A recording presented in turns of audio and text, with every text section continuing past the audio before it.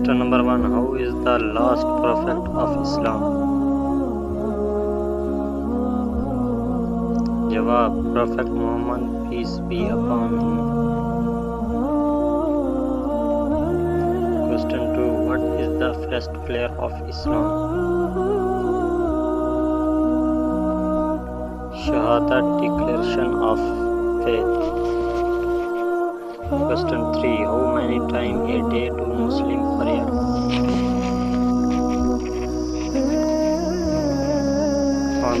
5 times. Question number 4. How was the first prophet in Islam? Answer: Prophet Adam alayhi salam.